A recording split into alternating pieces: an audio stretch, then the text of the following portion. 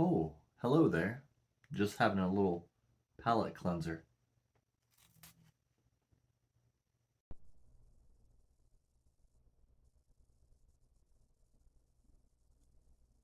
Be more than human. Hello and welcome to the channel.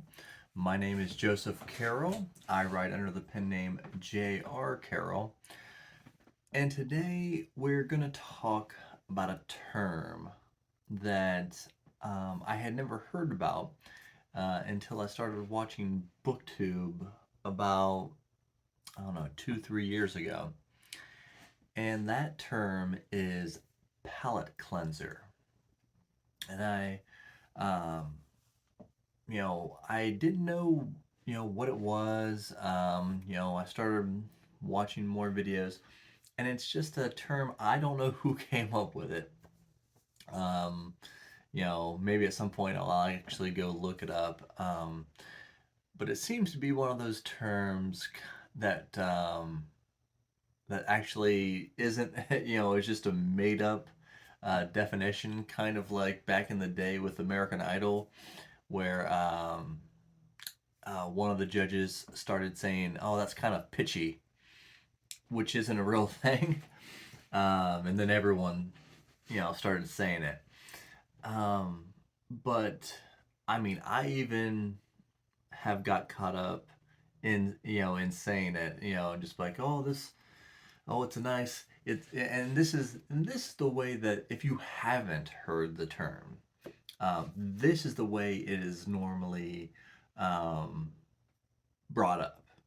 It's like, oh, I'm reading this insert huge book. And then someone will say, oh, yeah, this book is a nice palate cleanser in between this book and this book. And I never really thought much of it until really recently. And credit to AP over at A Critical Dragon. He's one of the best people on Booktube about making you think about things. And he had a video or a series of videos talking about, um, when you say certain things, what do you mean by them? Because if you're just throwing these random um, words out or random phrases out about books, some people may not know what you're meaning, like generic and so on and so forth. And um, so it just started to kind of pop in my head like, well, what do you mean by palate cleanser? And um, and my favorite book series of all time. If you've watched any of my videos, you will know that it is the Dresden Files. And this is my favorite book of all time. Changes, and show you guys something nice. It is an autographed copy from Jim Butcher. Probably my prized possession. Um, but I hear this about the Dresden Files. Now, the Dresden Files, given the original book, the Stormfront was somewhere around 300 pages, and the first couple books kind of stay in that range. Now, Changes isn't the longest book. It's one of the longer books. Um, I think Cold Days is actually the longest book in the series, but this one's like 440 pages. Um, and so I was trying to discern what do you mean when you say palate cleanser? Um, is it initially when somebody said that to me, or I heard people say that, and then I've used it in the context of, oh, it's a shorter book. Um, but I started noticing. the the way the way people say things now, not just in book terms, but just in life in general, words don't offend me. Um, I just I think people should be able to. There's no what is it, like George Carlin and some other people, like magic words. Um, words don't bother me. It's the meaning behind the words. Um, and I started thinking, a lot of people will be like, oh, will say like, now again, it could be that they're referencing the earlier books.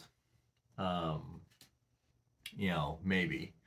Um, but they will say, oh, well, the Dresden Files are great palate cleansers in between insert whatever book.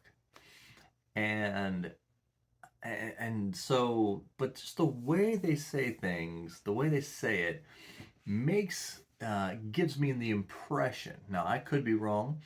Tell me in the comments um, for yourself. I mean, if you've used this term, let me know what you mean by palate cleanser. Or if you've heard the term, what are your interpretations of what they mean by it?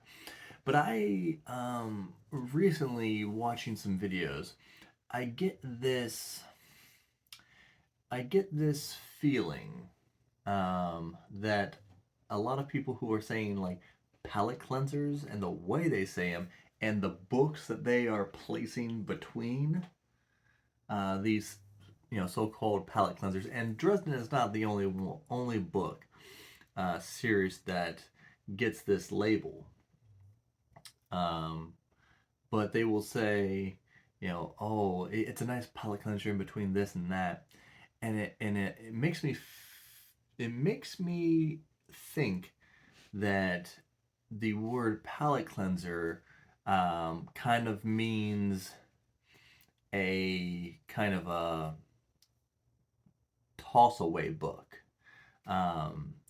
Oh, these two books that I'm reading before and the book I'm reading after are much more important, but you know, um, but this book is just a quick, nice read to get through before I get. It's like they're not destination books.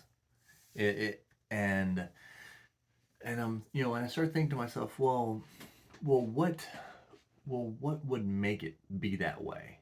What would make it be, oh, they're easier to read, and you hear and I hear and I listen to the descriptions, and it's like, oh, they're quick reads, they're easy reads, they're fun reads, and all I'm hearing is like super. It seems like other word choices that you're putting in are positive, right? But then there's like this undertone of, well, the book that I'm coming from and going to are superior. And, but then knowing some of these books, I'm thinking to myself, I'm like, okay, the books that you're putting in between, some of these books I've read, and I'm like, why, why are they, superior? They, you know, they're because they're harder to read. That kind of seems what it is to me. It's like, oh, you need to, if you want a nice palate cleanser, you read this book. And I'm like, but just because a book is easier to read does not mean that it's a palate cleanser. You cleanse your palate in between, oh, I want to make sure I taste the full flavor of a wine or something. And some of these books that they label as palate cleansers, I'm like, that's a full flavored book right there. That is an amazing book. And it's probably just as good as the book you're about to read, you know.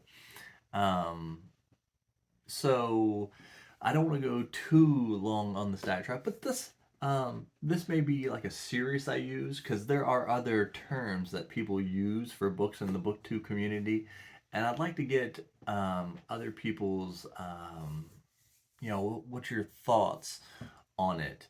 Um, so, what do you think a palate cleanser is? Have you used the term? Do you use the term? Do you feel like the term palate cleanser is a negative? Let me know in the comments. Make sure you smack that subscribe button. We're headed towards 400, and I'll be doing another giveaway once we reach it. And I'll see you in the next.